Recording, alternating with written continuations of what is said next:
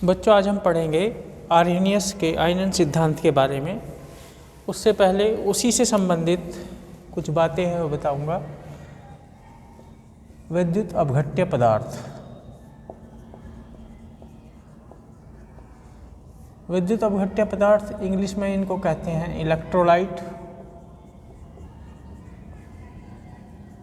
वे पदार्थ जो जल में घोलने पर आयनों में बट जाते हैं विद्युत अपघट्य पदार्थ कहलाते हैं, तथा जो दूसरे प्रकार के पदार्थ जो आयनों में नहीं बटते वे विद्युत अनअपघट्य पदार्थ कहलाते हैं, नॉन इलेक्ट्रोलाइट।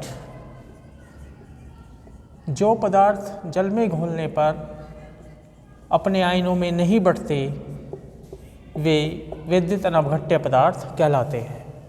विद्युत अपघट्य पदार्थ दो प्रकार के होते हैं। प्रबल विद्युत अपघट्य पदार्थ स्ट्रॉन्ग, और दुर्बल विद्युत अपघट्य पदार्थ यानी वीक इलेक्ट्रोलाइट। प्रबल विद्युत अपघट्य पदार्थ वे होते हैं जिनका पूरी तरह से आयनन हो जाता है। ये इनके उदाहरण हैं प्रबल अम्ल, प्रबल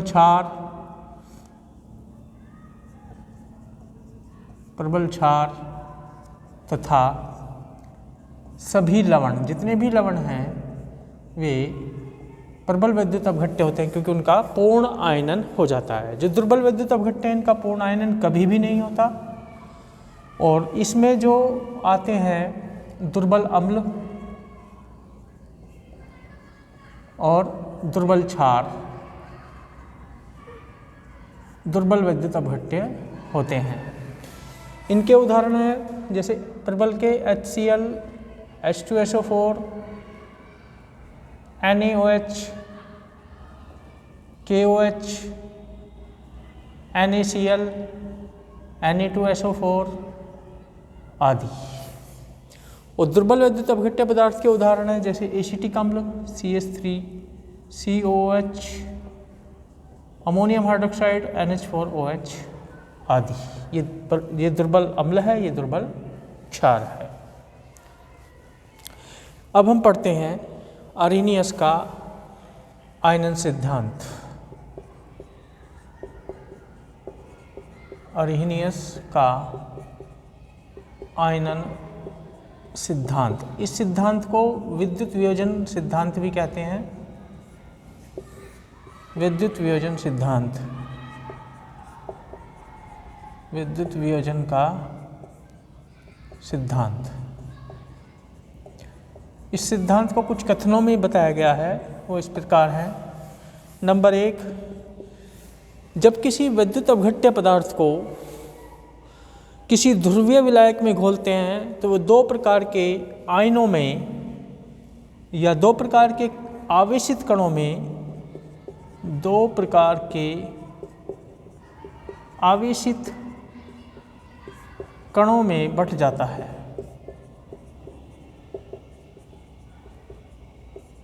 इन आवेशित कणों को, नंबर 2 में, इन आवेशित कणों को आयन कहते हैं। और जिन पर धनावेश होता है, जिन आवेशित कणों पर धनावेश होता है उन्हें धनायन कहते हैं, तथा जिन आवेशित कणों पर ऋणावेश होता है उन्हें हम ऋणायन कहते हैं। तीसरा पॉइंट, विद्युत अपघट्य विलयन में धनावेशित कणों पर या इसको कह दो कि धनायनों पर, विद्युत अपघट्य विलयन में धनायनों पर उपस्थित कुल आवेश की मात्रा ऋणायनों पर उपस्थित कुल आवेश की मात्रा के बराबर होती है। इस कारण विद्युत अपघट्य विलयन उदासीन होता है।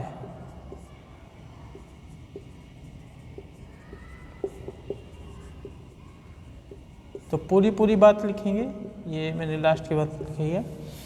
विद्युत अपघट्य विलयन उदासीन होता है क्योंकि आवेशों की मात्रा, दोनों प्रकार के आवेशों की मात्रा आपस में बराबर होती है। नंबर 4, जो विद्युत अपघट्य पदार्थ है उसका पूरी तरह से आयनन नहीं होता। उसके अनआयनित अणुओं तथा आयनों के बीच विलयन में साम्यावस्था पाई जाती है। जैसे माना कोई विद्युत अपघट्य पदार्थ है AB, इसको हम ध्रुवीय विलायक जैसे जल है उसमें घोल दें तो दो प्रकार के आयन प्राप्त होंगे, A+ B-, और ये आयन आपस में संयुक्त होकर के वापस AB अणु में बदलेंगे, यानी अणुओं और आयनों के बीच में साम्यावस्था पाई जाएगी।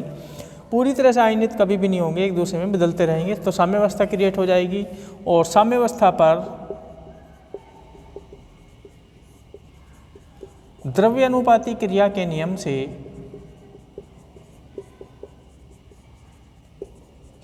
से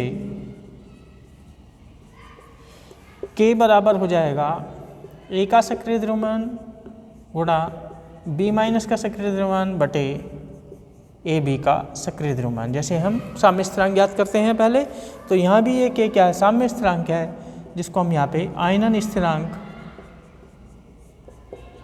या विद्युत वियोजन स्थिरांक कहते हैं, वियोजन स्थिरांक भी इसको कहते हैं।